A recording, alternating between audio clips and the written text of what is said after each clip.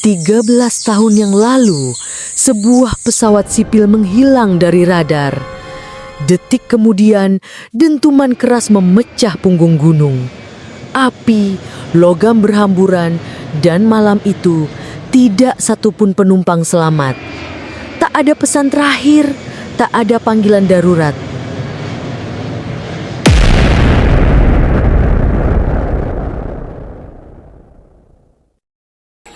Hanya bangkai pesawat yang tertelan kabut dan hutan. Orang-orang menyebutnya kecelakaan, namun gunung itu tidak pernah menganggapnya selesai. 13 tahun kemudian, jalur pendakian kembali dibuka. Pendaki datang dengan tawa, kamera, dan keyakinan bahwa masa lalu telah mati. Sampai satu persatu dari mereka pulang dengan wajah pucat.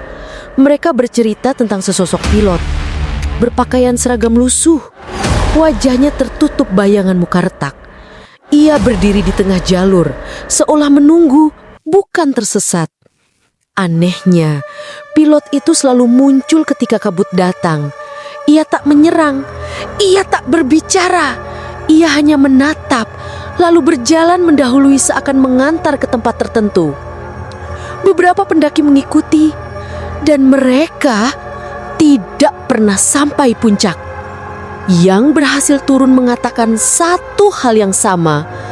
Pilot itu bukan menunjukkan jalan pulang, melainkan jalur yang dulu ia tempuh menuju kematian. Pertanyaannya sekarang bukan lagi apakah itu arwah, tetapi siapa yang sebenarnya diantar. Dan jika suatu malam di jalur sunyi gunung itu seorang pilot menoleh dan memanggil namamu, apakah kau yakin ia ingin kau selamat? Selamat datang di channel Cerita dari Bayangan yang akan menceritakan cerita horor, kisah nyata horor, dan cerita misteri gunung di Indonesia. Jangan lupa subscribe, like, dan komen. Pendakian itu harusnya menjadi perjalanan biasa.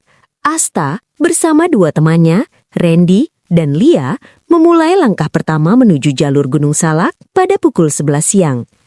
Cuaca cerah, matahari tinggi, dan angin hanya berhembus pelan. Namun, seperti banyak cerita horor tentang Gunung Salak, perubahan cuaca di sana tidak pernah bisa ditebak. Baru 1 jam berjalan, kabut turun seperti disiram dari langit, tidak pelan, tidak bertahap. Benar-benar tiba-tiba. Dalam hitungan menit, jalur yang tadinya terbuka berubah menjadi putih pekat. Kabut menyelimuti pepohonan, menghapus warna, bahkan menelan suara.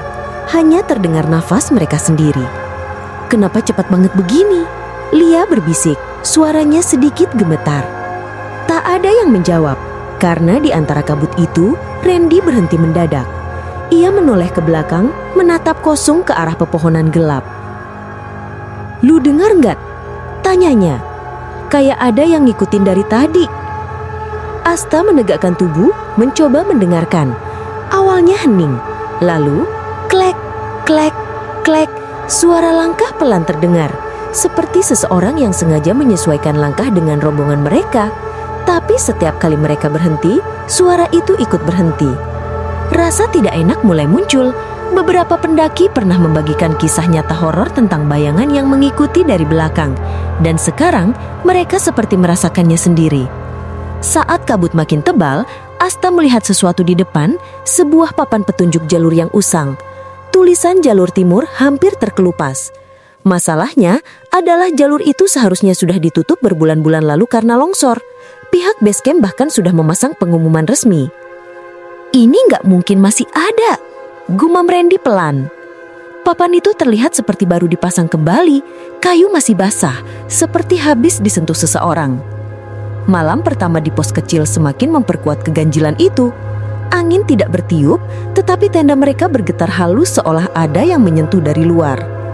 Asta terbangun karena mendengar suara klik, krek, seperti radio pesawat menyala sebentar. Suara statis memecah keheningan hutan. "Halo, tower, posisi tidak stabil. Permintaan darurat." Suara itu terputus, digantikan dengan desahan berat yang terdengar sangat dekat dengan tenda mereka. Terlalu dekat untuk ukuran suara dari radio atau manusia biasa. Asta menahan nafas. Di luar tenda, Seseorang atau sesuatu seperti berjalan mengitari tempat mereka. Dan itulah awal dari cerita mistis gunung yang tidak akan pernah mereka lupakan. Kabut pagi di Gunung Salak biasanya perlahan menipis saat matahari mulai naik, tapi pagi itu kabut justru semakin pekat, lebih pekat daripada malam sebelumnya, seolah hutan sengaja menyembunyikan sesuatu. Asta terbangun dengan perasaan tidak enak. Suara radio dari malam tadi masih terngiang. Randy terlihat pucat saat membuka tenda, dan Lia mengaku bermimpi seseorang mengetuk bahunya berkali-kali. Mereka melanjutkan perjalanan meski suasana terasa berat. Beberapa meter setelah pos, jalur mulai menanjak. Sesekali terdengar bunyi patahan ranting namun tak ada hewan yang muncul. Semakin mereka berjalan, semakin sunyi hutan itu, seperti seluruh kehidupan menghilang. Setelah hampir 1 jam, mereka tiba-tiba berhenti. Di depan mereka, di tengah kabut, terbentang persimpangan 3 jalur. Ketiganya terdiam. Di peta resmi jalur pendakian Salak hanya bercabang 2, jalur barat dan jalur puncak. Tidak ada jalur ketiga. Tapi yang berdiri di depan mereka jelas memperlihatkan 3 arah, kiri, kanan, dan 1 jalur lurus yang tampak jauh lebih bersih daripada 2 lainnya. Ini nggak ada di peta, bisik Asta. Randy terlihat bingung. Mungkin jalur evakuasi atau jalur yang belum diperbaharui. Belum sempat mereka berdebat, kabut di depan bergulung pelan membuka ruang kosong, dan dari dalam kabut itu muncul sesosok pria. Tinggi, berpakaian lengkap seperti pilot, helm, jaket tebal, badge nama pudar dan sepatu hitam besar seperti bekas dibakar. Tubuhnya tegap namun cara ia berdiri tidak wajar, kaku seperti boneka yang baru diletakkan di tempatnya. Tidak ada suara dari pria itu, angin pun seakan berhenti. Ia hanya mengangkat tangan, jarinya menunjuk ke jalur tengah, jalur yang tampak lebih bersih dan datar. Akhirnya ada ranger, kata Randy lega. Tapi Lia memegang lengan Asta erat-erat. Kenapa dia nggak ngomong apa-apa? Dan kenapa wajahnya nggak kelihatan? Asta memperhatikan. Benar, walau jaraknya hanya sekitar 5 meter, wajah pilot itu seperti dilapisi kabut. Tidak ada mata, hidung atau bibir yang bisa ia lihat. Hanya siluet samar. Asta ingin mendekat, tapi saat ia melangkah 1 langkah, kabut di sekitar pria itu berputar seperti angin mini, membuatnya berundur refleks. Pilot itu kembali menggerakkan tangannya, lebih tegas, lebih memaksa. Akhirnya, dengan ragu, mereka mengikuti jalur yang ditunjukkan. Namun baru beberapa menit berjalan, Asta menyadari sesuatu. Jalur itu terlalu asing. Tidak ada papan petunjuk, tidak ada jejak pendaki lain. Bahkan tanahnya terasa lebih lembab seperti belum pernah dilewati siapapun. Di belakang mereka, suara langkah berat terdengar sekali lagi. Dan saat mereka menoleh, sosok pilot itu sudah tidak tampak. Hanya kabut yang semakin menutup jalan pulang. Jalur yang ditunjukkan sosok pilot itu lama-lama berubah seperti memasuki dunia lain. Pada awalnya hanya terasa sedikit berbeda. Batang pohon lebih rapat, akar tumbuh melintang seperti rangka-rangka tua. Namun semakin jauh mereka melangkah, semakin jelas bahwa ini bukan jalur pendakian biasa.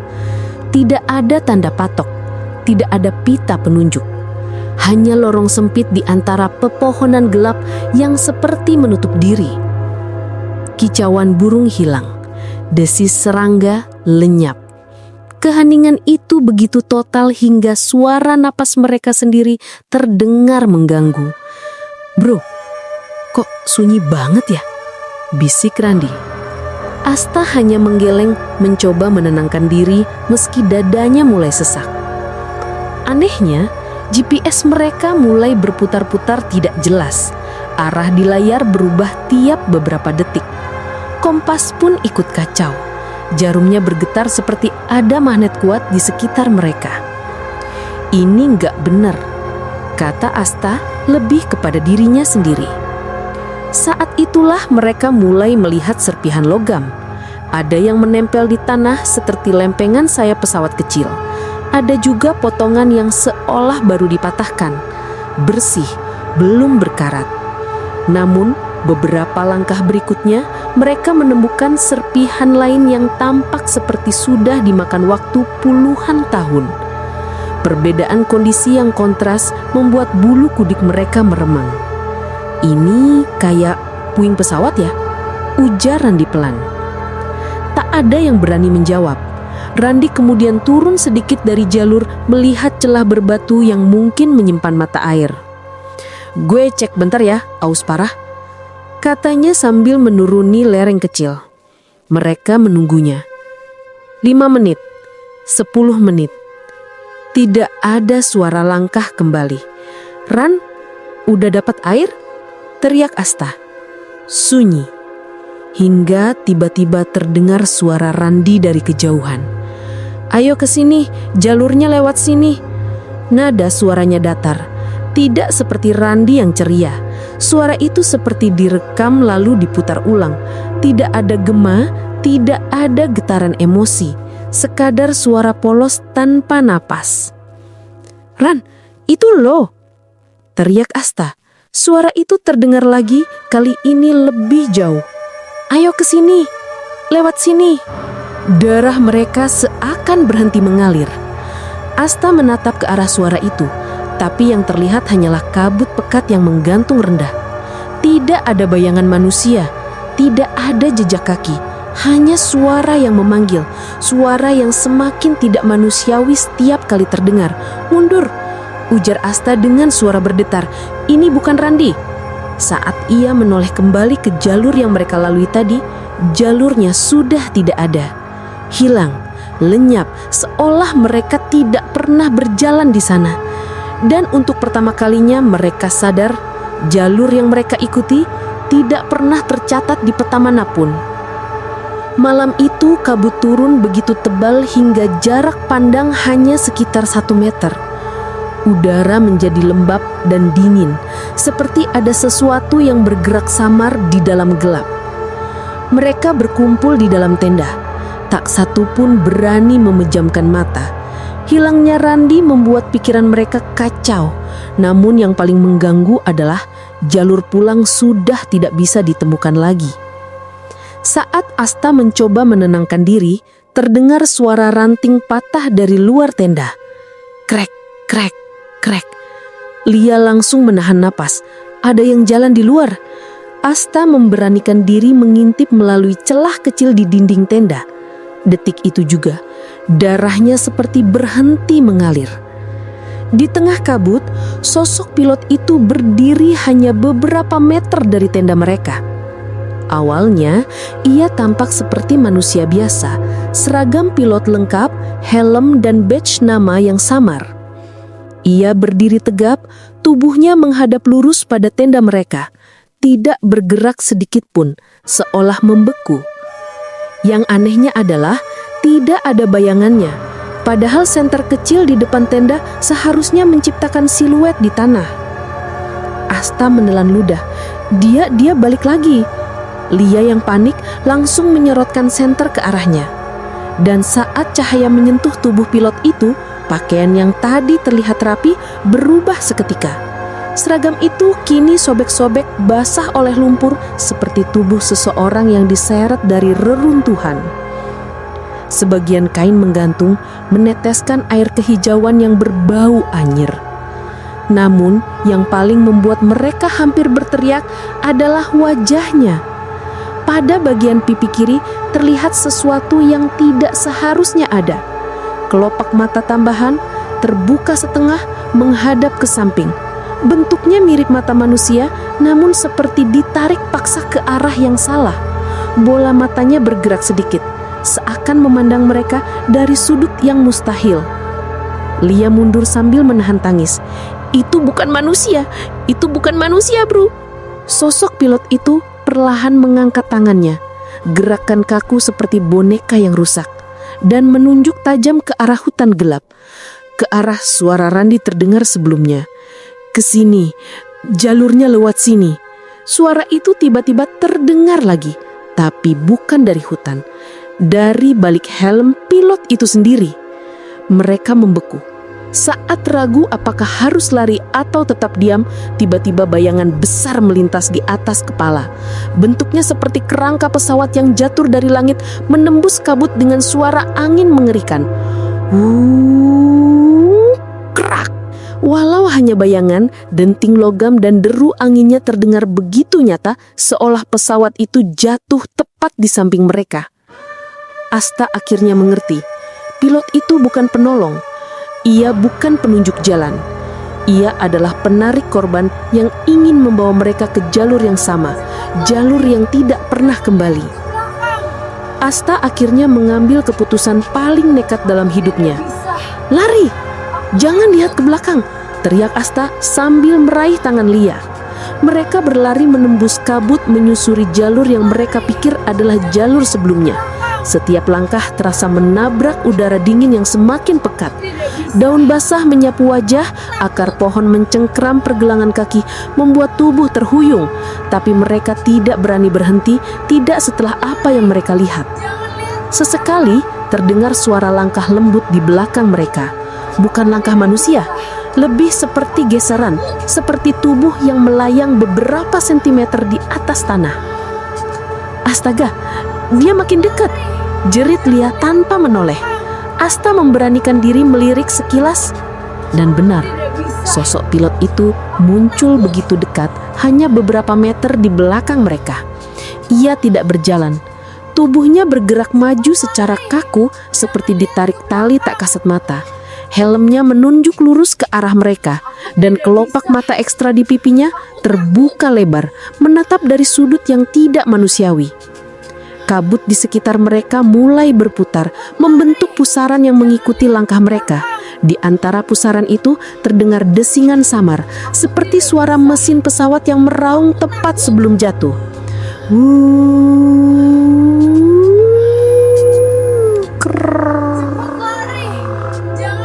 Lia memekik. "Itu suara mesin pesawat mau anjlok, bro. Gila ini." Pohon-pohon tiba-tiba seperti membelah diri, menampakkan kilasan bayangan gelap pesawat besar yang jatuh menembus pepohonan. Walau hanya bayangan, suaranya begitu nyata hingga tanah di bawah mereka bergetar geringan. "Terus, jangan berhenti." Asta memaksa mereka berlari sampai napas hampir habis. Setelah entah berapa lama, mungkin sejam, mungkin hanya semenit yang terasa seperti seabad, kabut di depan mereka mulai menipis. Cahaya matahari muncul samar, udara berubah lebih hangat. Hingga akhirnya mereka menerobos keluar dari kabut itu. Jalur tanah lebar dan papan petunjuk pendakian resmi pendakian menyambut mereka. Mereka jatuh tersungkur di jalur itu, terisak dan gemetar. Di pos pendaki, seorang ranger tua memandang mereka dengan wajah muram. "Persimpangan 3 jalur?" tanyanya pelan. "Gak ada, dari dulu cuma 2. Asta menelan ludah. "Terus, sosok pilot itu?" Ranger menghilang napas panjang. "Sering ada yang cerita, dia korban kecelakaan pesawat lama. Katanya masih nyari jalan pulang atau nyari orang yang mau ikut jatuh bareng dia." Mereka saling pandang, pucat. Saat itu HP Lia tiba-tiba bergetar. Rekaman suara malam sebelumnya yang mereka pikir tidak merekam apapun berputar sendiri. "Mayday, Mayday, engine failure, altitude." Suara radio pilot tua lemah, pecah, seperti dari dunia lain. Lalu disusul suara lirih lain. "Ayo ke sini, Randi, ke sini." Mereka membeku. Randi tidak pernah ditemukan. Setelah lolos dari lorong waktu Gunung Salak yang menyesatkan, Asta dan Lia kembali ke dunia yang terasa asing dan terlalu terang. Mereka turu gunung bukan membawa sunrise atau cerita petualangan, melainkan trauma abadi. Randi tidak pernah ditemukan. Pencarian resmi dilakukan selama berminggu-minggu, melibatkan tim SAR dan relawan. Mereka hanya menemukan tenda yang robek, beberapa peralatan camping yang berserakan, dan bekas pijakan kaki yang terputus di tengah kabut. Jejak kaki Randi hilang di titik yang sama saat suara radio pesawat dan bisikan, "Ayo ke sini," terakhir kali terdengar. Pihak berwenang menutup kasusnya sebagai kecelakaan atau kehilangan di jalur ekstrim. Tetapi Asta dan Lia tahu kebenarannya jauh lebih gelap. Flash disk rekaman suara di HP Lia yang merekam bisikan dari balik helm pilot diserahkan kepada seorang kerabat yang mengerti hal mistis. Kerabat itu mengatakan suara pilot itu adalah suara undangan yang sudah berkarat. Pilot itu terikat pada reruntuhan pesawatnya dan diberi tugas untuk menarik korban baru ke jalur kematian yang sama. Dan Randi telah terpilih untuk mengisi kekosongan itu. Selama berbulan-bulan, setiap kali Asta mencoba memejamkan mata, ia mendengar suara statis radio yang disusul gerakan kaku sosok di luar tenda. Lia, yang merasa paling bersalah, berhenti mendaki selamanya, dan bahkan tidak berani menatap cermin kamar mandi terlalu lama, khawatir melihat kelopak mata tambahan yang mengawasi dari bayangan. Gunung Salak tetap berdiri, diselimuti kabut. Setiap tahun, pendaki baru datang. Namun bagi Asta, trauma kehilangan Randi menjadi penanda bahwa ada beberapa jalur yang seharusnya tidak pernah ada di peta. Ketika ada yang bertanya kepada Asta, mengapa ia tidak pernah mendaki lagi, ia hanya menatap kosong. Di handphonenya, ia menyimpan file suara yang tidak pernah ia hapus. File berisi suara pilot yang memanggil. Aku tahu dia masih di sana, dan dia tidak hanya menunggu. Dia menggunakan suara Randi sekarang untuk memanggil temannya yang lain. Dan di suatu tempat di lereng gunung itu, di samping reruntuhan pesawat yang lama, mungkin Randi juga sedang menunggu, dengan mata kosong, siap menunjuk pada pendaki berikutnya.